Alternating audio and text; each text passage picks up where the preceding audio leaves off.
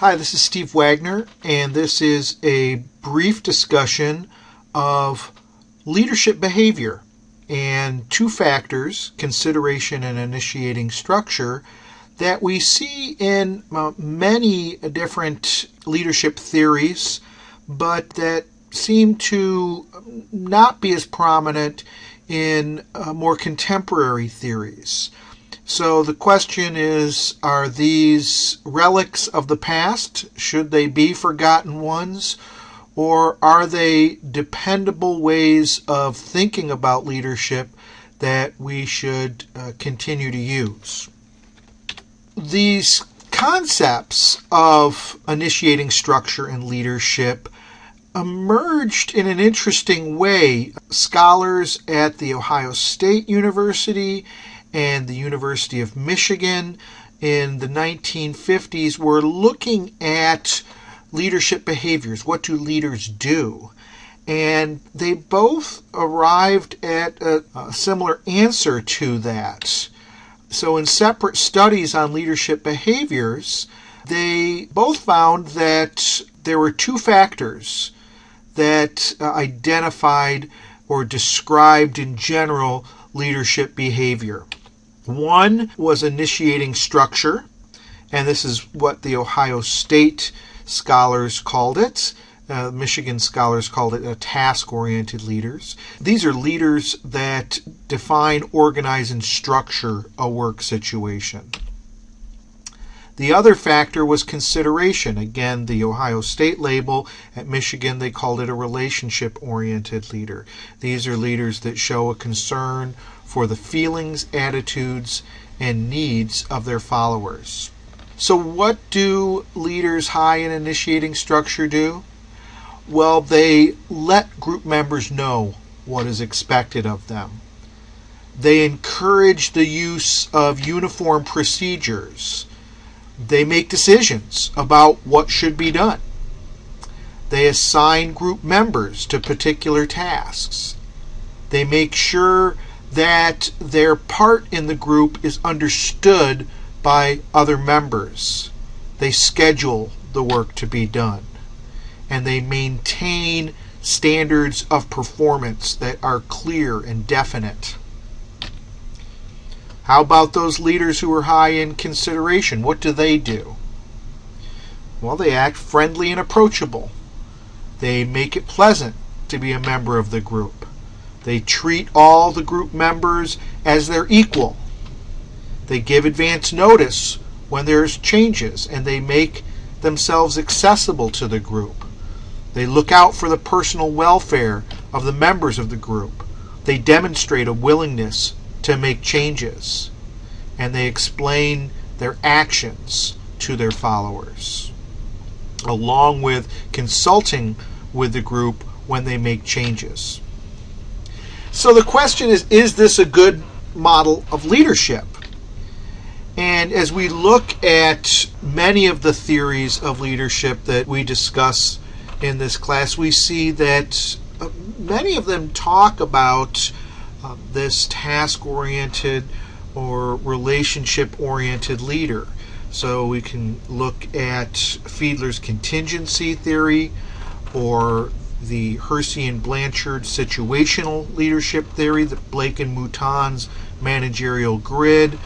They all use variations of this two-factor model. Now, they're not all using the measures developed by the Ohio State and Michigan studies, but they tend to use that two-factor model of leadership. Now, in the 1980s, we started to see some experts who started to review the research on this two-factor model, and they started to criticize it for its predictive validity. That means they started to say, well, these are nice measures, but they're not really predicting outcomes of leadership. Now, interestingly enough, many of these experts were looking at the studies that had been conducted and making expert judgments of what they were seeing in this pattern of research.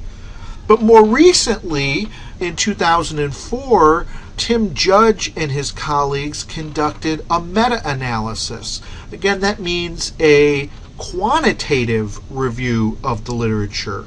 So they looked at over 150 different research samples and quantitatively combined their results. Okay, so the advantage of the meta-analysis of this quantitative review is that it takes into account variations, differences in different research studies. Some studies have a large sample, some have a smaller sample, some use more reliable measures, some use less reliable measures, and all of those factors influence the results that are found in a particular study. In a meta-analysis, they systematically take those differences into account to find an overall pattern in the research. So let's look at the results that Judge and his colleagues found.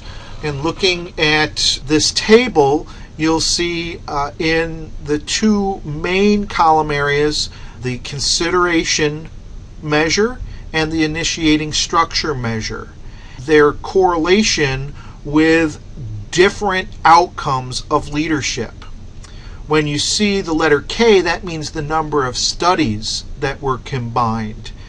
The letter N is the sample size, the number of different leaders that were examined in that combined sample.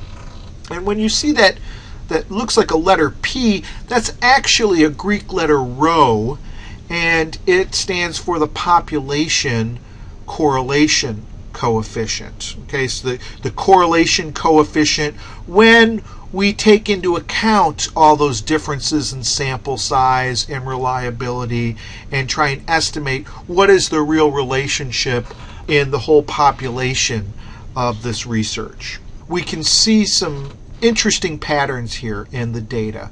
One is that follower satisfaction with their job and with the leader is a bit higher for those that are described as high in consideration.